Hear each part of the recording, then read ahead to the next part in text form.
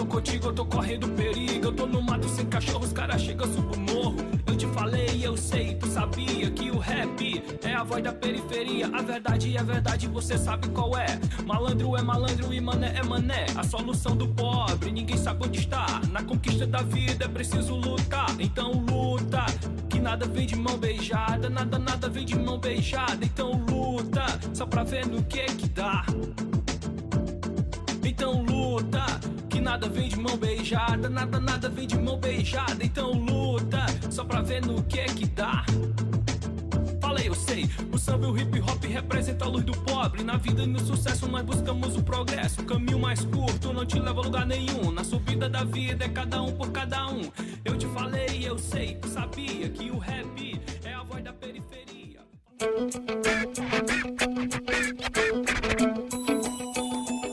Comecei em 2013, muito timidamente, mais com pincel mesmo, fazendo alguns stencils, que são os moldes vazados, e aos poucos eu fui pegando gosto.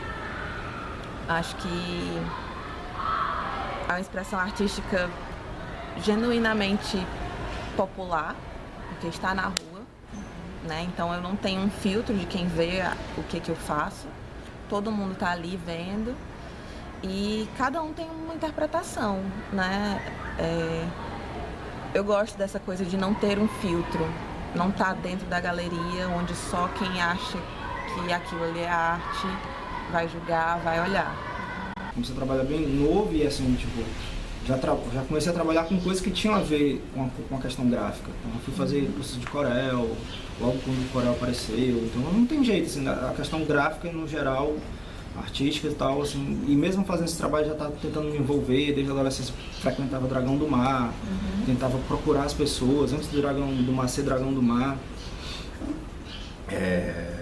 Fiz teologia, mas quando eu estava em teologia eu procurava muito a questão da história da arte dentro da história da arte. Então assim, não tem jeito, entendeu? Você está em outros movimentos e está fazendo isso. E, enfim, mas de 99 para 2000, principalmente quando eu entrei, procurei aí, não, vou fazer uma faculdade, entrei em artes visuais, eu acho que isso é realmente um divisor de águas, porque enfim, você mergulha dentro do universo da arte. E nessa época estava acontecendo coisas paralelas, né? Eu já estava pintando também. Estava fazendo trabalhos com o movimento de hip hop, estava frequentando o Dragão, estava trabalhando em outras coisas. Então, depois fiz audiovisual também, fui fazer a primeira escola de audiovisual de Fortaleza, né, que é uma turma que hoje virou a escola de cinema mesmo e tal. Então, assim, esse universo está todo muito próximo, assim, do audiovisual. O audiovisual tem muita influência no trabalho do Rasta, no nosso trabalho. De pintura, fotografia, o audiovisual, o cinema tem muita influência disso. Então as coisas começam, na verdade, a não ter só um princípio. Mas eu acho que é assim, como um princípio mesmo, como uma coisa de dizer assim, de estar materializado agora para isso, eu acho que profissionalmente é esse momento. Assim, quando você escolhe alguém, uma turma, um movimento que você vai entrar, se sentir dentro dele e movimentar ele. Assim. Então acho que realmente nessa virada de 99 para 2000 é quando eu digo, não, agora eu vou encarar isso não como uma brincadeira, não como uma consequência. Assim. O meu nome é Weber, né?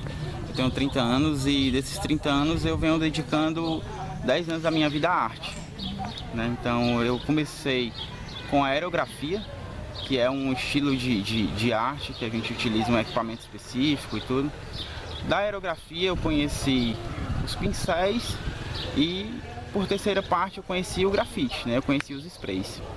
Hoje em dia eu utilizo todas as técnicas, tanto spray como aerografia, como pincel, para me fazer arte.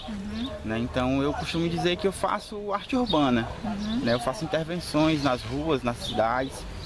E aí onde entra mais essa parte do grafite, né? Que foi mais pra rua e tudo, que foi bem bacana, que a gente teve um contato com as comunidades, com as pessoas e deixando as cores na cidade. Eu iniciei através da pichação também, no final dos anos 80, início dos anos 90. Foi quando se iniciou o movimento de pichação no Ceará, em Fortaleza, propriamente dito. E esse foi o meu primeiro contato com a tinta spray, né? Mais ou menos 25 anos atrás. E aí surgiu uma época que eu estava numa bebedeira com os amigos, apareceu uma lata de spray, e aí eu saí pichando a cidade, na época Pacajus, eu estava morando em Pacajus. e sair fazendo caricatura de personagens da cidade, sair fazendo uma bagunça lá. E acabou que depois disso as pessoas descobriram que fui eu, teve todo um bafafá aí. Mas depois disso as pessoas começaram a me convidar para fazer trabalhos. Ah, faz a caricatura do meu filho, ah, pinta o meu comércio, não sei o quê. E aí eu comecei a fazer isso profissionalmente, né? Começou a gerar uma renda para mim. Como a lata de spray era muito ruim na época, né? A gente não tinha um spray nacional bom e era muito caro, eu migrei para a aerografia, no caso para a pintura de pistola, né? Uma pistolinha de precisão até chegar no aerógrafo. São ferramentas que utilizam o mesmo princípio do pincel a jato, porém com precisão. Acaba que um litro de tinta você pinta quilômetros de muro porque sai fininho, então você consegue fazer muita coisa e necessita de um compressor, né? Diferente da lata de spray que já dá tudo numa ferramenta só.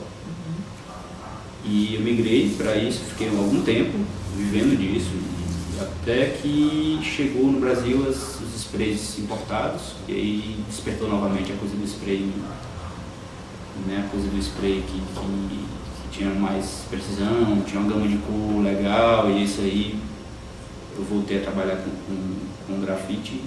E hoje já não pinto mais de aerógrafo há alguns anos. Hoje a gente tem nacional um produto bom também, que já foi inspirado nessa indústria estrangeira de fazer material de ponta para grafite. Esse foi mais ou menos onde eu fiz a transição. Assim. Eu sou grafiteiro, sou Davi Favela, grafiteiro. Tenho 35 anos, pichei dos meus 9 aos 19 anos, mas sempre com a ideia de estar trazendo alguma coisa para a comunidade, tentando reivindicar, né? Até porque algumas pichações minhas tinham muito cunho político de informação. Tipo, exemplo, deixa o baseado para depois, legalize já o feijão com arroz. Sempre tinha umas ideias naquela época assim, de tentar fazer alguma coisa para a comunidade, mas sem saber ainda como. Então, a priori, como a pichação era bastante forte para ela, a questão dos baile funk, quando os jovens se encontravam e tal, aquela coisa toda, a gente começou a se envolver com a questão das pichações.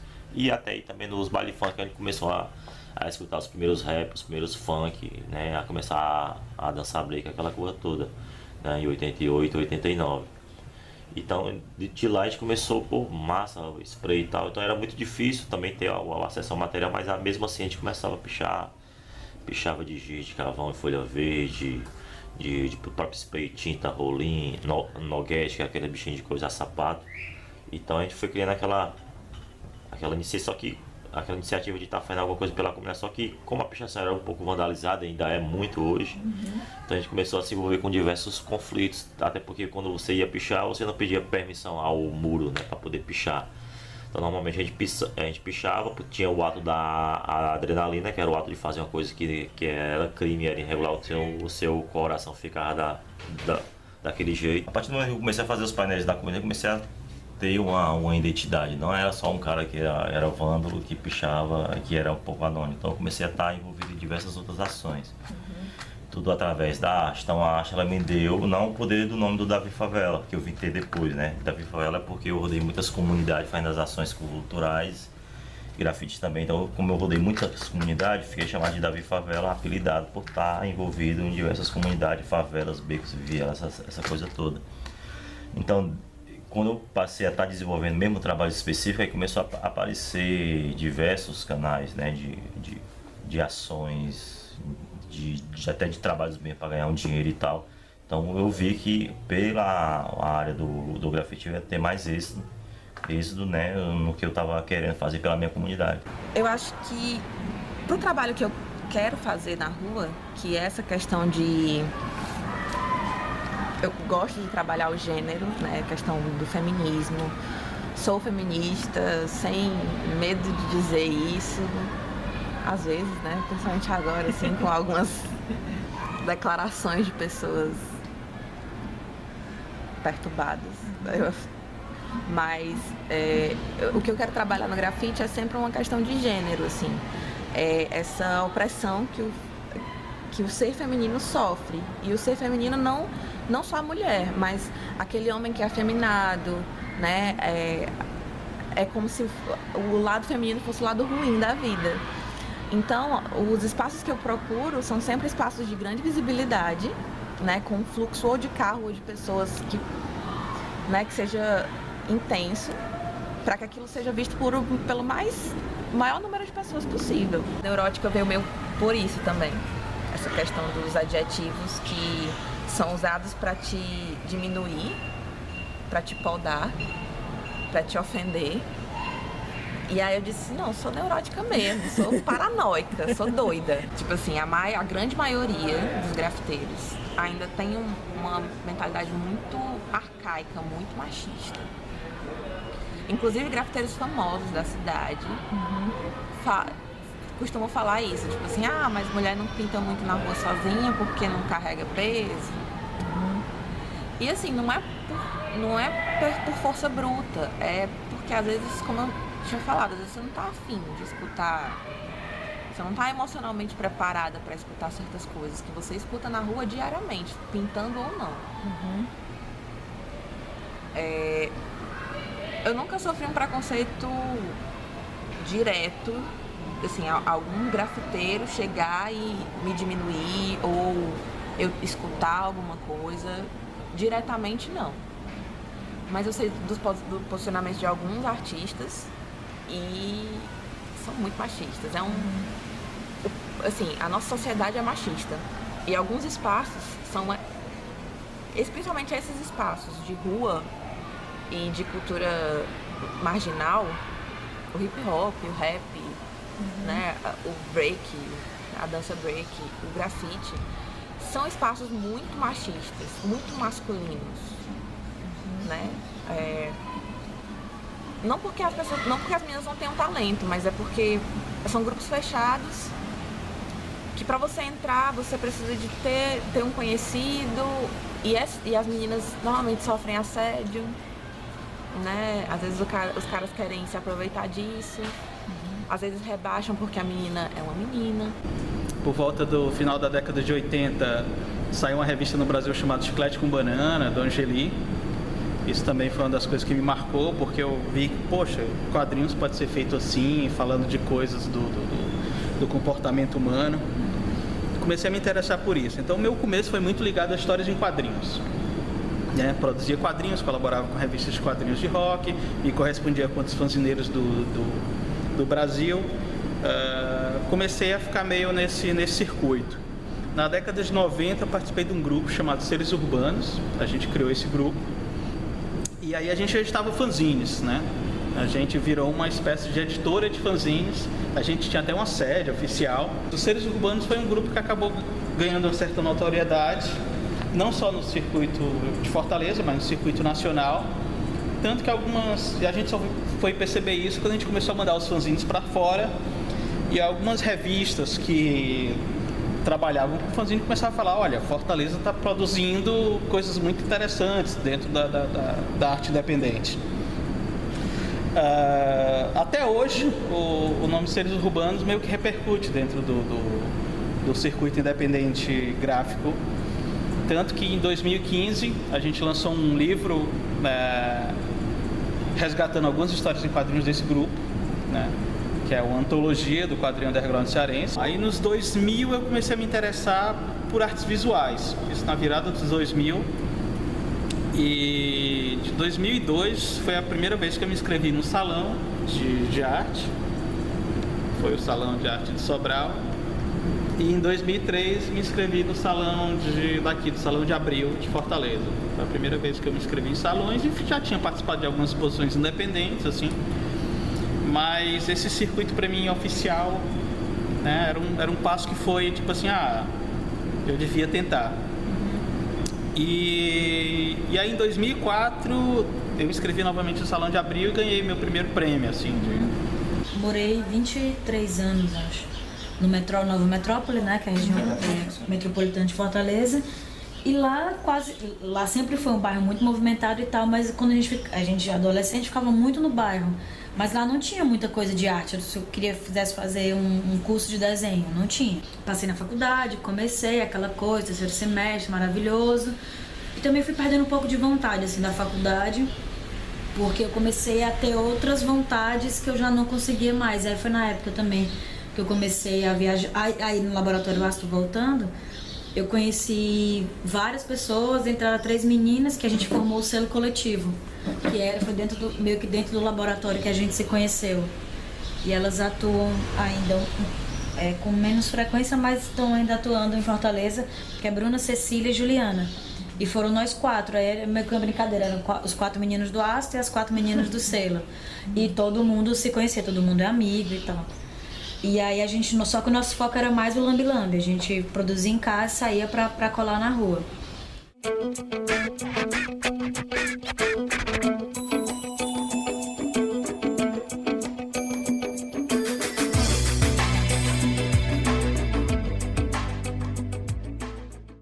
Legalmente, pela lei do país, pichação é crime.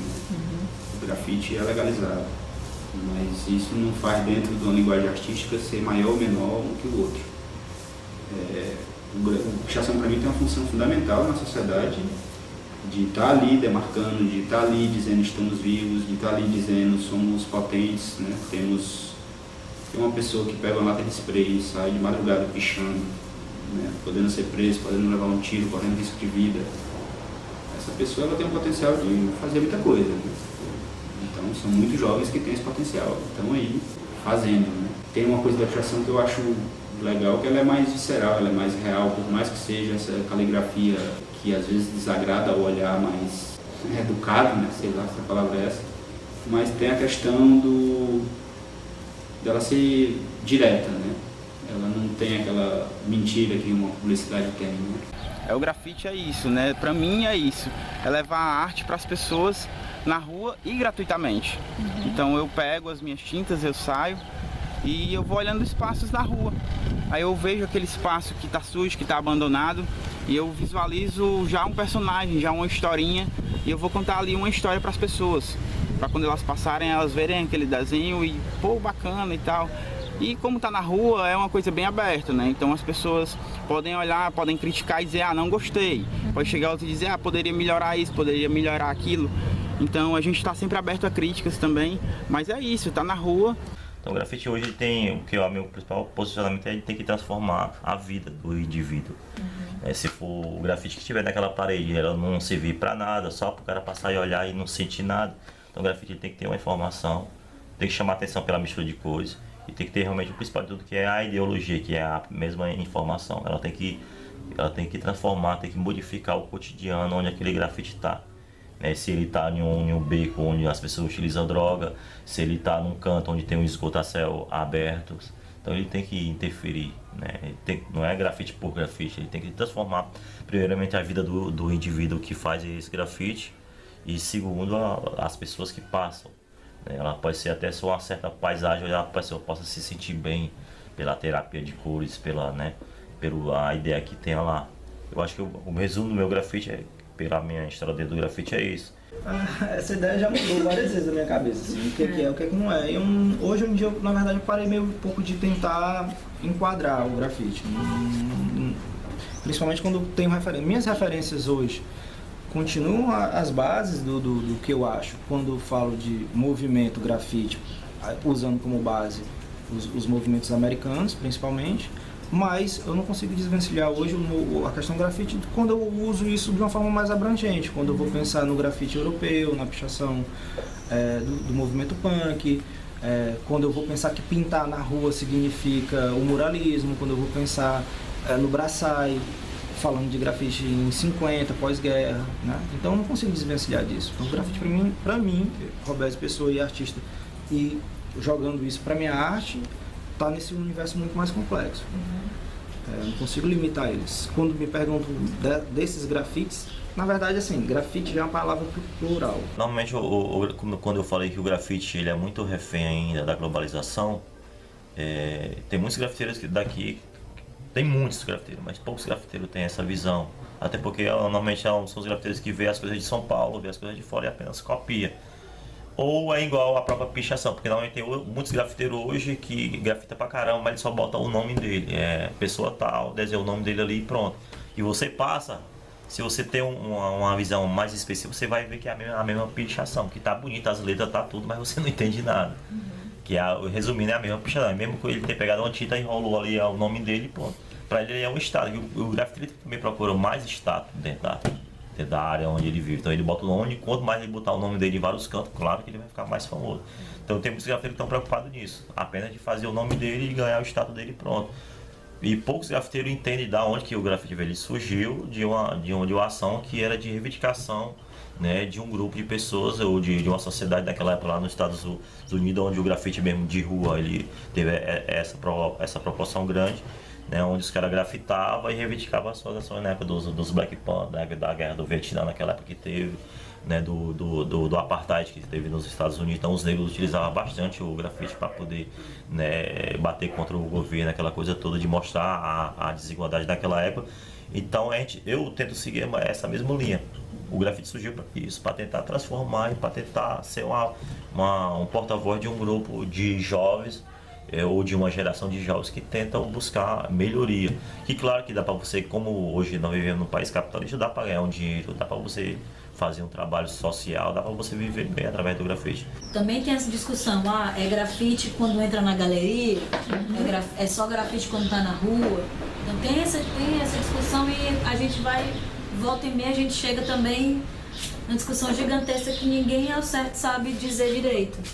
Tem aquela vertente que diz, obviamente o grafite ele é quando está na rua. Aí tem uma galera que diz, mas foi autorizado? Porque se for autorizado já não é grafite. Só se for vandal, você chegar, fazer o grafite e sair. É muito... Eu acho que a gente acaba querendo muito... Regularizar as coisas, tem que ter um objetivo, assim. Isso é grafite? Pronto. Então temos uma fórmula. Essa é a fórmula. Você precisa seguir essa fórmula aqui para que seja grafite. Eu, na minha opinião, acredito que quando se está dentro da galeria é uma outra coisa. É uma pintura. Eu acredito nisso, assim. Deixa de ser grafite? Não sei se deixa de ser grafite por questão de técnica. Mas, assim, o conceito em si, a ideologia talvez mude, sim. Porque, enfim, uma coisa está na rua, outra coisa está dentro do espaço fechado. Isso muda. Aí tem um ponto dentro da arte urbana, geral, que é a coisa do spray. O spray em si ainda é muito marginalizado, realmente. Você pode pegar um rolinho e uma latinha de tinta, vai pra rua e fazer um palavrão, ninguém vai lhe parar. A coisa do instrumento em si, ainda existe, sim, uma marginalidade do instrumento, assim, uma noção...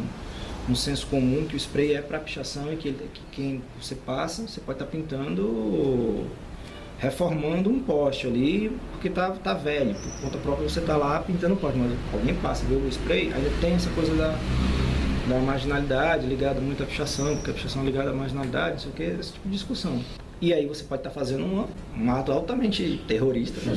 Colocando hoje em dia qualquer coisa, com um rolinho e pincel, e o cara vai passar e não vai mexer com você está trabalhando. É tanto que as maiores irregularidades da questão de pintura na rua não são de grafiteiros, são da propaganda. A propaganda que chega detonando tudo, entrando em espaço sem pedir autorização. Então uma coisa boa dentro da pichação que eu adquiri foi a técnica de tanto utilizar a lata de spray. As coisas ruins foi tiro na perna, foi se envolver em brigas de gangue, foi estar com mão cortada, chegar com a cabeça pintada em casa, aquela coisa. Então não era muito a ideologia que a gente estava querendo. A gente sim queria passar informação para o povo, para a comunidade através dos muros, através da pichação, mas não dessa forma. E quando eu entrei no grafite, a gente conheceu o grafite através de revista, através de desenhos. A gente já desenhava também, que é a ideia, até porque naquele tempo o nome dos pichadores se chamava de grafiteiros, a gente não chamava pichação, se chamava grafite. Então a gente só mudou mais a técnica, começou a utilizar mais cores, né, de que só um azul ou um preto que era usado para pichar. A gente começou a usar mais cores e assim foi adquirindo, né, o chamado até grapicho, que não era nem grafite nem pichação, era grapicho. E através de muita prática foi começando a evoluir, né, e a ter nome, até porque na pichação a gente queria ter um nome, mas normalmente isso era conhecido entre os próprios meninos, a sociedade não entendia aqueles garranchos, podia até entender as frases, mas não sabia quem era que assinava, não sabia quem era que fazia todos aqueles trabalhos na cidade, até porque era muito poucos, né. Na minha época eu tenho 35 anos, então na minha época eu tinha poucos caras como o Flip, como o Sátiro, como eu, como o próprio Tubarão, que é nosso parceiro também das antigas, de 20 anos atrás.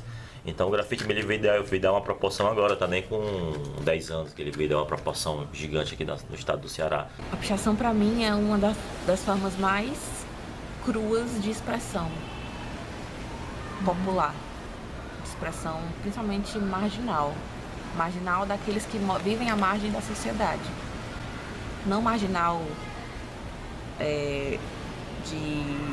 de errado. É uma forma, é como eu falei, é uma forma de apropriação. Então, assim, eu não... Acho que pichei pouquíssimas vezes na minha vida, mas não tinha o hábito de sair e pichar. Mas eu vejo como uma expressão. Às vezes você vê uma assinatura de um cara que nenhum designer poderia criar uma coisa mais representativa do que aquilo ali. Existe uma lógica, né, na pichação, existe um conceito das assinaturas. É algo rápido que você pode fazer e vai te identificar, né? Eu admiro muito as pichações. Acho que é os muros gritando, assim, são os muros gritando. E pra mim é isso, é a forma mais crua, é a maneira mais simples e primária, assim, de você se expressar através da tinta no espaço público, né, no espaço urbano. E me incomoda muito quando alguém chama de vandalismo, porque vandalismo é o que o Estado faz com o moleque da quebrada todo dia. Vandalismo é você chegar pra uma criança de 7 anos e dizer que ela não tem futuro. Isso pra mim é vandalismo. É você acabar com o sonho de uma criança.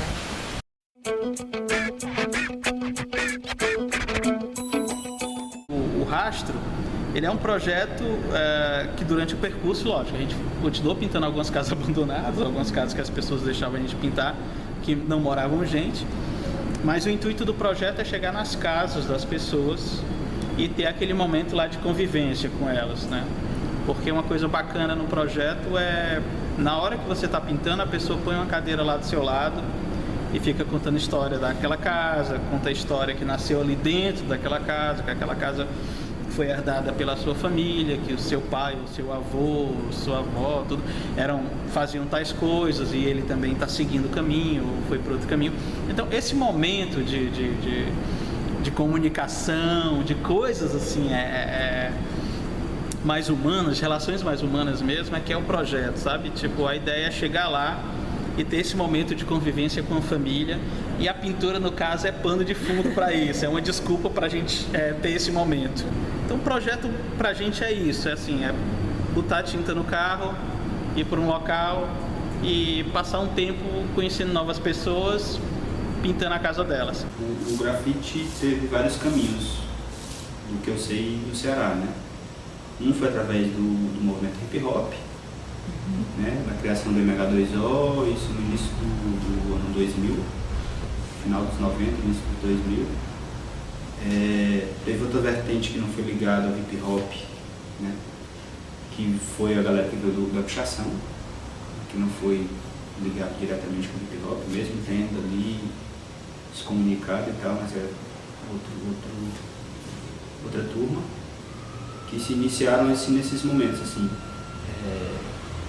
anos 90, 2000, né? De quando chegou aqui. E na própria pichação que antecedeu o movimento grafite no Ceará, já tinha alguns pichadores que já tinham uma coisa com o grafite, de já desenhar, de já, junto com os painéis, fazer alguns desenhos, né?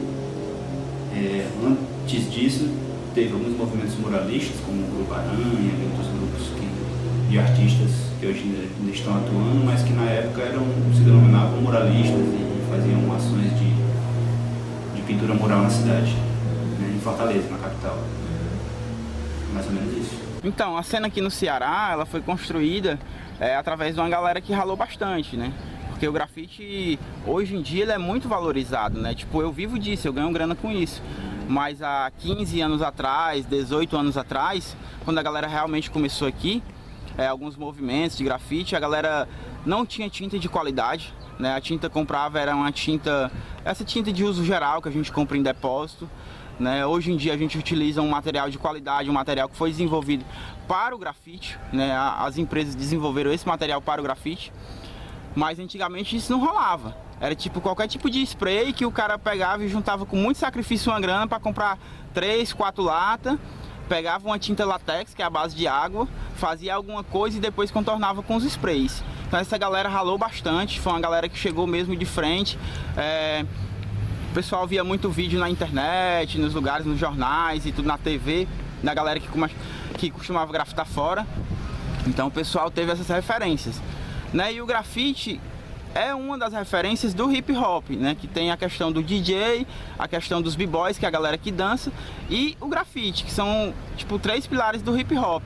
E essa galera do hip hop foi um dos percussores do grafite aqui no Ceará, né? Porque aqui o grafite no Ceará hoje a gente tem muito puxado para essa questão do hip hop, como também tem puxado para a questão da arte urbana em geral, né? Da street art. Então a galera faz isso de forma diversificada. No meu caso, eu sou da galera mais artística, né? Que puxa o grafite por uma forma artística e tudo. Eu não vim do hip hop e também não vim da pichação. Mas a moçada ralou muito, então teve uma galera que se juntou e fez até um determinado movimento. O que a gente costuma chamar no grafite de crios, né? Que seria galera. Então a gente aqui no Ceará, a gente tem umas crios mais antigas que são a galera da P2K, que significa Paridos pelo Caos, na qual eu já fiz parte. Hoje em dia eu pinto independente, eu mesmo desenvolvo meus trabalhos, eu não sou associado de mais nenhuma crio. Tem a galera dos RAM também, que é Revolução Através dos Muros. Tem a galera dos VTS, né, que é Viciados em Tinta Spray. Que são denominações que a galera foi fazendo, que são os mais antigos, né? Então essa galera se juntava num belo domingo, ia para uma parede, cada um levava suas tintas, fazia um painel grafitado, fazia um churrasco, tomava uma cerveja. Então era uma confraternização de amigos também. E a galera até hoje vem desenvolvendo esse trabalho, né? As crios também estão aí, estão sendo criadas novas crios todos os dias. E tem a galera que pinta independente também aqui no Ceará. A cena cada vez mais está se desenvolvendo. Tá bacana, a gente tem alguns eventos, né? A gente tem o Narcélio Grude, que conseguiu colocar um grafite bacana aqui no Ceará, né? Através da arte dele, e ele trouxe para cá o Festival Concreto, que é o festival internacional de grafite, né? Então ele consegue trazer artistas de fora, e aqui também de São Paulo, da Bahia, do Rio de Janeiro, de todos os lugares. A gente tem também pela Prefeitura de Fortaleza a Semana do Grafite, né? Aqui no Ceará, em Fortaleza, que é uma grande conquista para o grafite, porque a gente tem uma semana inteira de arte voltada para o grafite, né? Então a gente já tem grandes eventos. A gente já fez aqui também no muro da UFC, a gente fez o 2º maior mural da América Latina, num evento que rolou também, que foi o Mega Mural.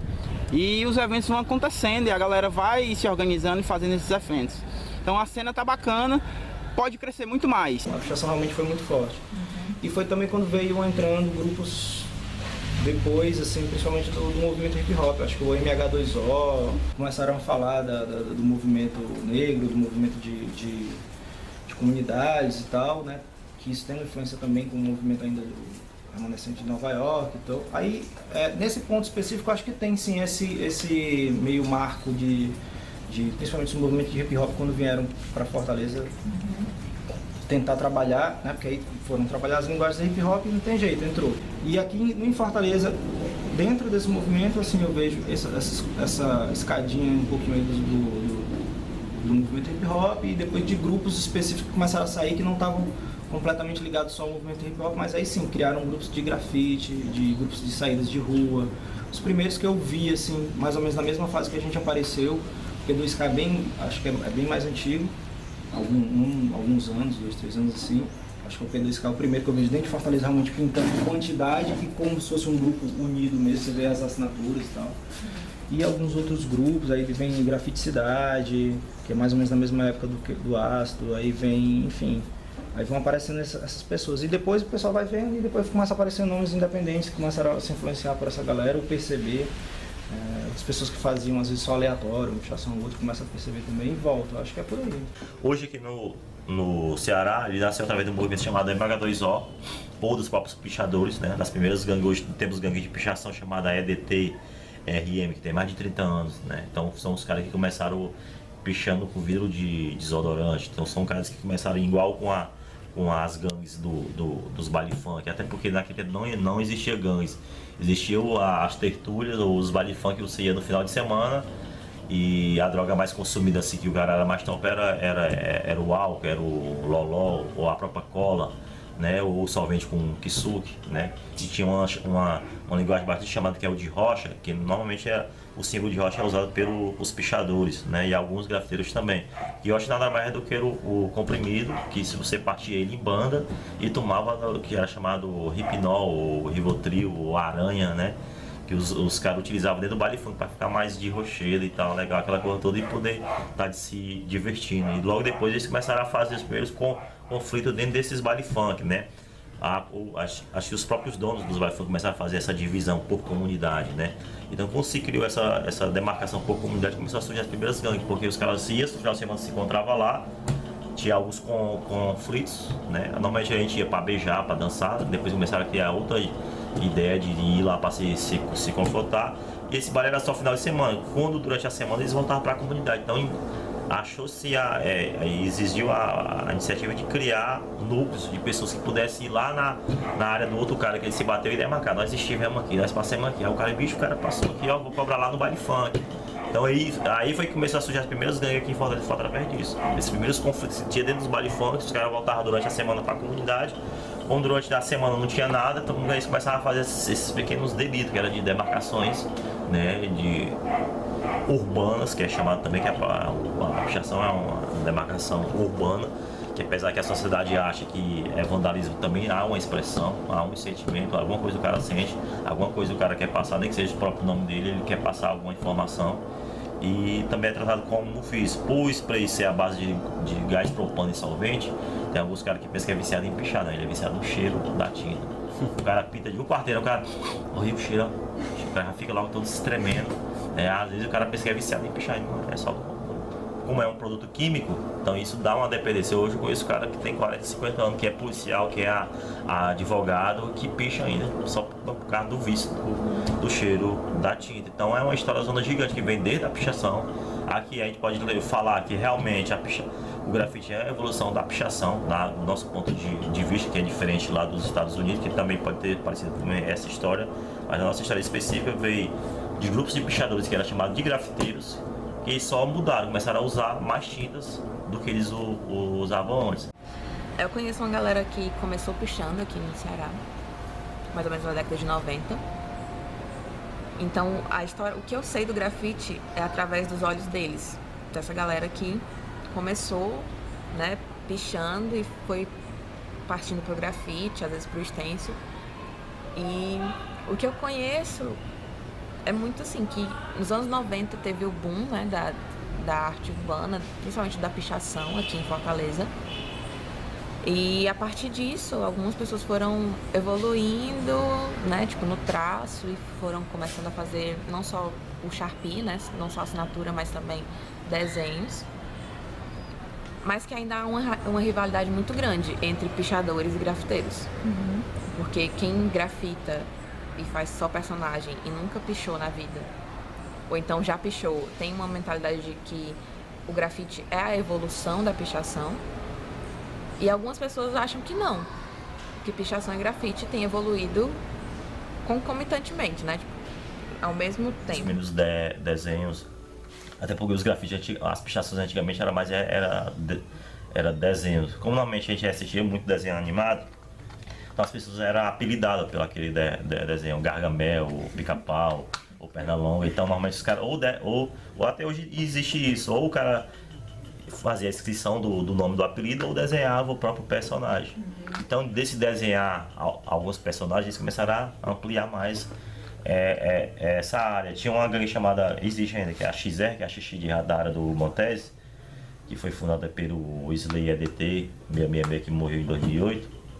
Das lendas aqui do estado do Ceará, da pichação, foi um que começou a inovar, né, nessa área. Como era xixi, já desenhava um rato, um guabiru no caso, chamado.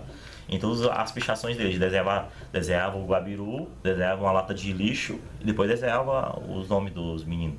Então isso começou a inovar. Eu acho os meninos que fizeram aí, como pra até falar o Nacélio Guru e outros parceiros também, é inovador pra caramba, porque nunca teve isso aqui. Isso eu bato até papo porque os caras conseguiram criar isso. Mas quando funciona um pouco na prática, eu recebo não só isso que você falou, mas de diversos outros grafiteiros que falam, pô, os caras não deram só uma tintazinha pra nós, mas os caras lá deram estadia, deram cachezão gigante, fizeram pros caras. Aí os caras que estão aqui no dia a dia, que apanham da polícia no dia a dia, porque até que ele explique que é grafite, a polícia já tinha metido a porrada mesmo, e não estão errados, porque se você está fazendo um ato irregular, a polícia tem que fazer o trabalho dela mesmo, até que se entre um denominador comum. Aí os caras ficam por causa porque eles estão aqui no dia a dia. O evento vai passar, mas os caras que vão ficar aqui no dia a dia não corre que vão levar o negócio aqui nas costas. Aí quando tem essas ações, vem os caras de fora, levam o bagulho e eles ficam de novo. Então isso cria realmente até um descaso e até um certo racha na cena cearense. A cena cearense teve uma época que era bastante unida, na época da Federação Cearense de Grafite, que teve uma federação, né? Hoje elas são organizadas através de CRIOs, de grupos, né? Hoje tem a RAM CRIO, que é uma das grandes boas, tem a P2K CRIO, que é do Maracanã, tem a VDM, que é a Voz dos Muros, tem diversas CRIO hoje, que são seus grupos de grafiteiros, tem os EMIL, que é os muralistas, esses são os grafiteiros realmente, são grupos que se organizaram, que representam uma comunidade, ou um lado específico da cidade, então faz os seus trabalhos. Antigamente todas essas crianças reuniam nessa federação, toda ação que tinha de grafite nas cidades, podia ser do lado sul, lado norte, era comunicada a toda a cidade, os grafiteiros para todos participarem dessa ação. Hoje não, hoje tem casos isolados, um grafiteiro que pega um trabalho, chama quem ele quer e pronto, normal, mas a cena continua da mesma forma.